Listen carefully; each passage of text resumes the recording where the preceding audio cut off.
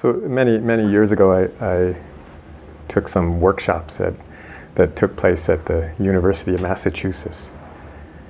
And next door to the building where we met, had our workshop, was a big pond.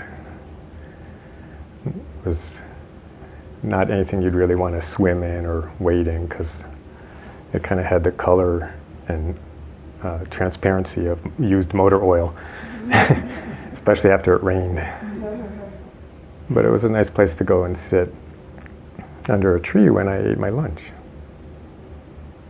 And very often, I'd have a sandwich, and of course, as soon as I took it out of the bag, I'd have about a dozen ducks lined up and circling around, And so, of course, I would toss them. I'd break off a little piece of the bread and toss it into the pond, and they'd chase after it.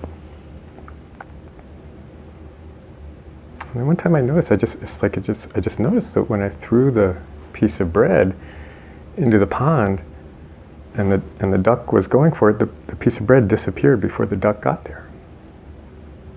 And I was like, what? What was that? So I threw another piece of bread a little, further away from the ducks, and sure enough, it disappeared. And it turned out I was not only feeding the ducks, I was also feeding the fish in the pond. Just couldn't see them with the murkiness of the water.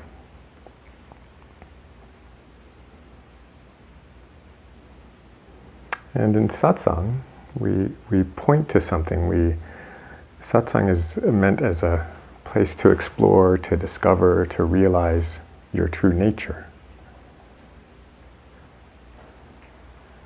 That's what we're here for, and sometimes more specifically, a specific quality of your true nature, like awareness or space or love.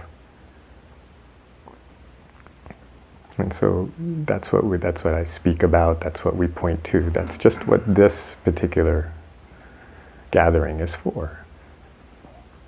But often when we hear that, especially at the beginning and sometimes even after a while, we still have this tendency to think of true nature as a thing. So even awareness, we think of it as a thing another thing that we're going to find. And so we go looking for it in the same place, kind of, you could say, as all the other things in our life. So in a sense, we go looking for another duck. We go, oh, right, true nature. Oh, that duck. Yeah, I haven't seen that duck yet. Where's that duck? Where's that awareness duck? Where can I find it? It must be here somewhere. And of course, the challenge is that awareness itself is not on the same, you could say, the same dimension as things. In the metaphor, awareness is in another dimension. It's in the pond. It's in with the fishes. It's outside, literally, it exists outside of space and time. So how do you go looking for something outside of space and time? It's not obvious. It's even harder to see than those fish were for me to see.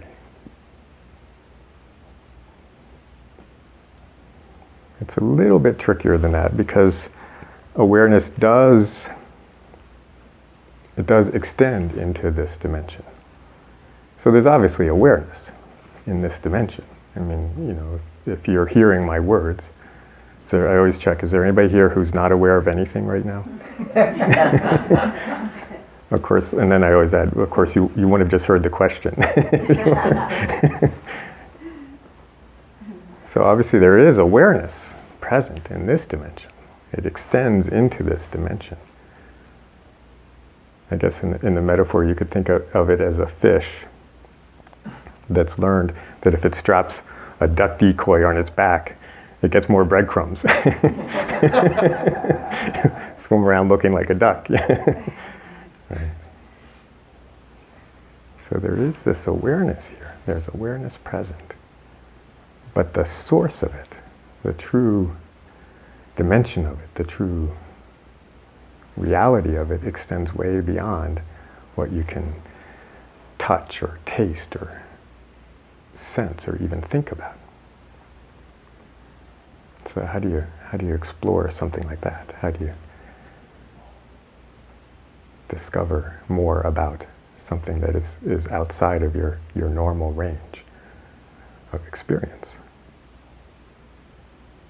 To give a sense of what I'm speaking about, there's something you can say about awareness, and this actually is something you can notice in the realm of your ordinary experience.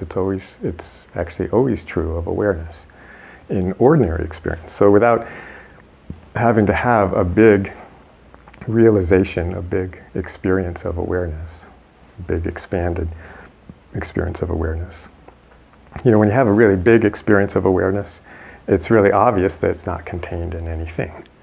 How could something that big be contained? So when you're having a big experience, you don't need me to tell you about awareness. It's like when you're swimming in the ocean, you don't need me to tell you that water is wet. It's pretty obvious. But there also is this quality of awareness that is true in every experience of awareness. It's true right now of awareness. And that is that awareness itself doesn't inherently have a location. That's not intrinsic to awareness. It can momentarily, temporarily take on a location. It can experience a very specific location inside your body, inside your head. But the awareness itself doesn't actually have that quality. It doesn't have a location. It's kind of like the way water, liquid water, doesn't inherently have a shape. It doesn't. That's not a quality of water itself. It just flows into whatever container or shape that you put it in. But if you pour the water out of that container, it doesn't retain the shape. It doesn't inherently have any shape. And so the same thing is true of the awareness that's here right now, the awareness that's hearing these words.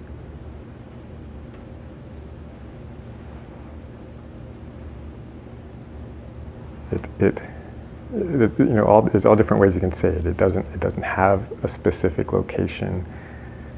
It can be in any location. It is in every location. It is everywhere, nowhere in particular. And yet it also has this capacity to take on a sense of location. And just like, if you leave the water in the pitcher or in the bottle, it stays in that shape. It continues in that shape. And the bottle that shapes awareness, the experience that shapes awareness is thought. That's what gives awareness its shape, just like the bottle or a pitcher or a hole in the ground gives water its shape. So every thought gives the shape, and in this case more specifically, the location, the sense of location to awareness. And those can be conscious thoughts, or they can be unconscious thoughts. So an unconscious assumption that I am the body, an unconscious assumption that awareness is in my head, will ongoingly give that location to your experience of awareness to varying degrees, because it's only the shape, just like again the shape of the water is only there when it's in the bottle. The location of awareness is only located somewhere when the thought is present. when the thought is not present, especially when there's no thought present, then the sense of location is no longer present. And then another thought arises, or another focusing. Thought tends to focus our attention, focus our awareness. Something else comes that focuses awareness. And again, it seems to have a location. And it's not black or white. There's all these different degrees to which it feels like awareness has a specific location. And some thoughts don't shape or don't give that strong a quality of location to awareness. But it's always moving, actually. Because thought is always moving. So sometimes awareness is in your head. Possibly a lot of the time. Again, because of these kind of more unconscious assumptions that we've just been taught. We were taught them so thoroughly that we stopped having to think them. They're kind of implied almost in every other thought. Just the thought, I think it's going to rain, implies an I inside my head thinking that, right? Implies awareness is inside my head. Because I'm thinking it implies that I'm aware of it, aware of that thought. So I don't know if you can get a little bit of felt sense of that if awareness is not actually ultimately, inherently, intrinsically located anywhere, what does that mean? What would that be like? What does that imply? What does that allow? What does that make possible? And just for a moment, just to hopefully give more of that, again, more of a felt sense of what I'm speaking, a felt sense of the nature of your own awareness. I invite you for a moment is to just notice the very next thing that you become aware of. It could still be the sound of my voice or a sensation in your body. And don't worry if something else comes in, you can just replace that. For the content of awareness, that's the duck, swimming by. Whatever duck happens to be swimming in front of you right now, in front of your awareness, and just check where are you aware of that sound or sensation or thought? Where, in a sense, it's like, where is the awareness coming from right now?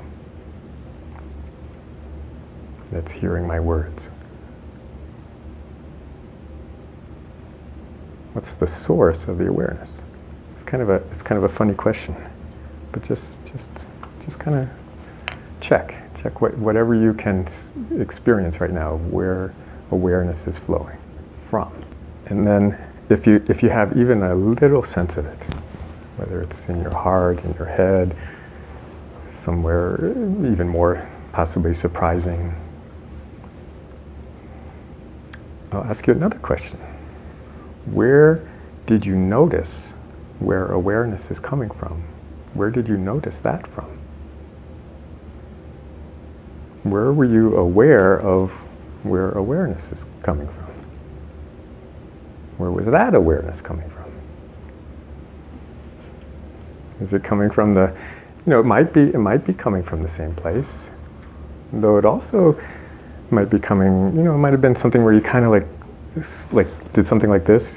How we'll even like posturally do that, where we, that's true. Where is awareness coming from? We shift our awareness over to the side, or take a step back, or kind of, imagine being up on the ceiling, looking down. Or again, even if it was in the same place, it's possible that it was, when I ask the question, where are you aware of where awareness is coming from? That it's almost like you went deeper in. It's like okay, oh, right, oh, you like the source of awareness, you kind of went to a deeper place within that same source to be aware of the original awareness. All of those are possible. Because again, it doesn't actually have a location. And then, of course, I could ask you, if you can again just kind of remember where you were aware from initially, and then where you were aware of where you were aware from. Well, now, where are you aware of where you're aware? I'm losing track here, but where was that awareness from? Like if you check right now, you can start over again, right where you are too. You can just kind of notice like the next thing that pops into awareness, where are you aware of that from? Where is the source? Where is it seen that awareness is located?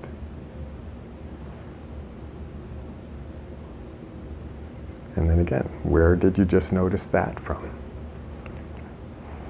And where did you notice that awareness from? It's almost like those, when you have two mirrors lined up and they just keep going and going and going and going, the images. It's like you can shift your awareness to now look at that flow of awareness.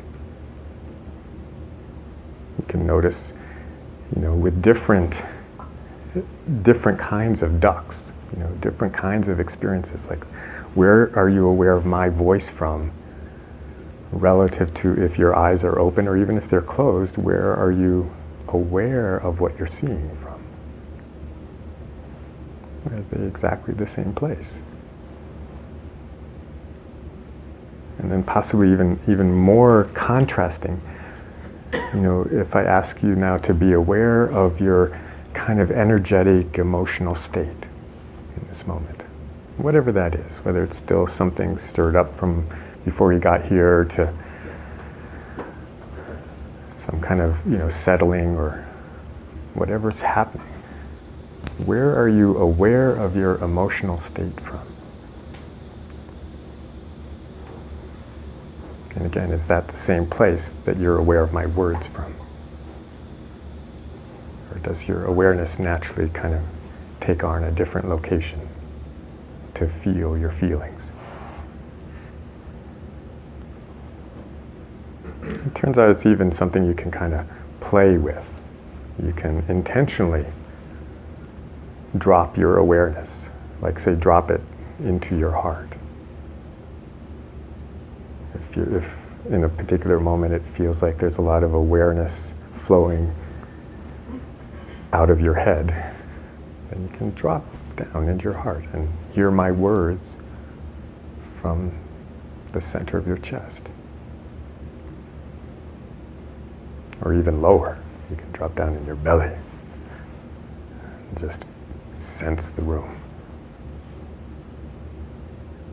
It's like the belly doesn't really need ears to hear, or eyes to see.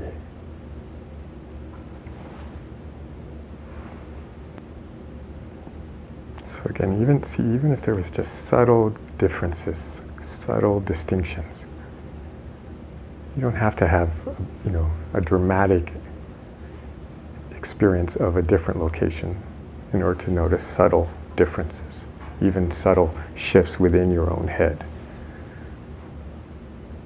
or subtle shifts within your body, within what you normally think of as the location of awareness. And yet you may also have noticed, in my speaking about it, some very dramatic kind of shifts. It's not really anything that unusual. There's actually a whole theory of people who have ADD, that what's actually happening is that they just happen to have an incredibly loose, flexible location for their awareness. And so literally when they pick up a book and start to read, they might see the words from here, looking down at the book, but then all of a sudden they might be seeing the words from the other side. Their awareness just sees the words from the other side. And of course, when you do that, the letters are reversed. People who have that or I guess it's called, is that dyslexia? Yeah, it's more dyslexia, yeah. People who have that condition have a greater than normal flexibility in their awareness. They're probably really good at modeling things in 3 dimensions, because they can just see it from above, see it from behind, see it from the side. They need to learn how to keep it in one place.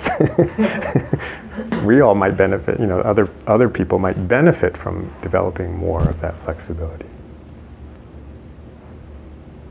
And there's one more thing I'll speak about. When you do this kind of exploration, it's easy to just say, awareness exists in another dimension. Awareness extends into another dimension. And yet, if that's true, if that's the case,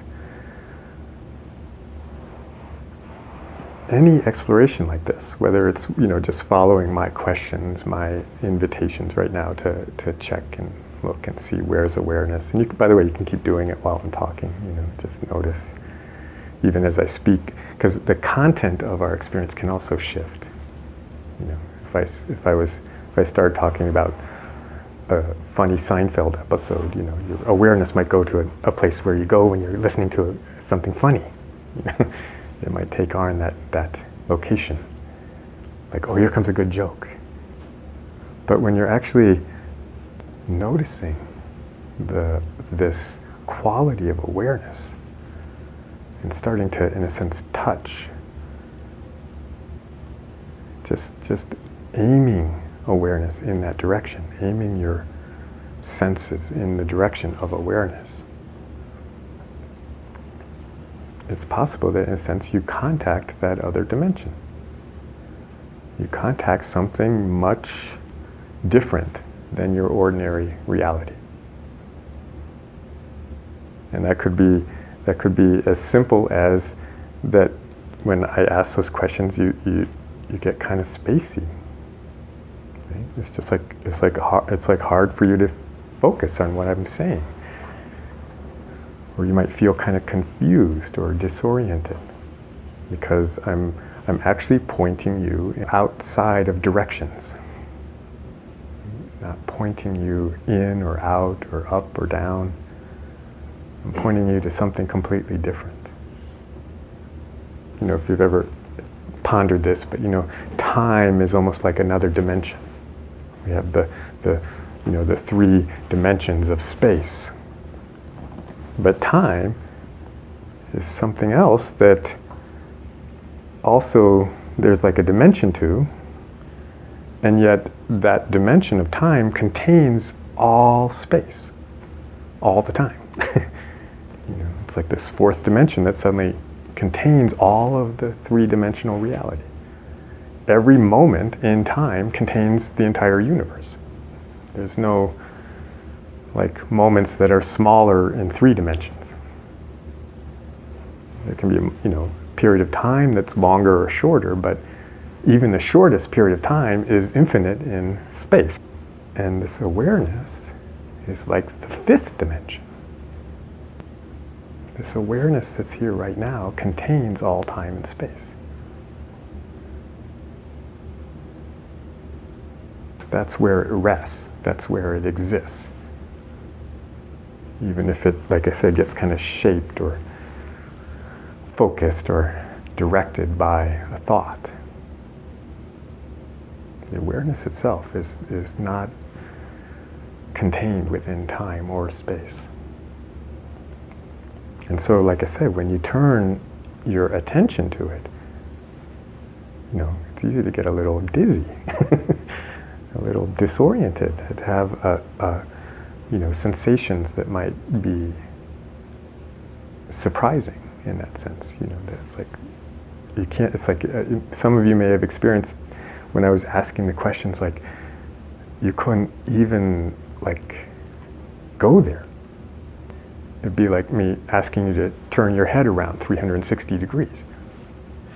I can't even go there. It's not even close. That's like, that's about as good as I get. So it's like, where is awareness coming from? It's like, whoa. That question doesn't even appear to have an answer. So I mention that to hopefully give you a sense that that experience is correct. It's not like, I'm not getting it. I don't get it. What's Nirmala talking about today? I don't get it. It's like, no, if you don't get it, that's it. That disorientation is natural. It's normal. It's just what happens when you even slightly, even just think about fifth dimension. It's like, punk, blows out all the circuits. So, like I said, I mentioned that to hopefully encourage you that's the correct response. That's the correct sensation. It isn't always like that. It can also sometimes flesh out a little bit, or you catch an inkling of it.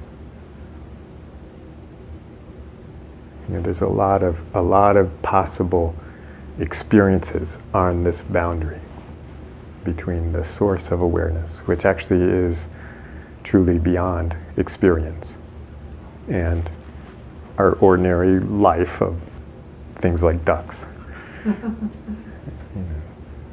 So there's a lot that can happen, a lot of surprises, a lot of possibilities. And whatever you experienced was one of those.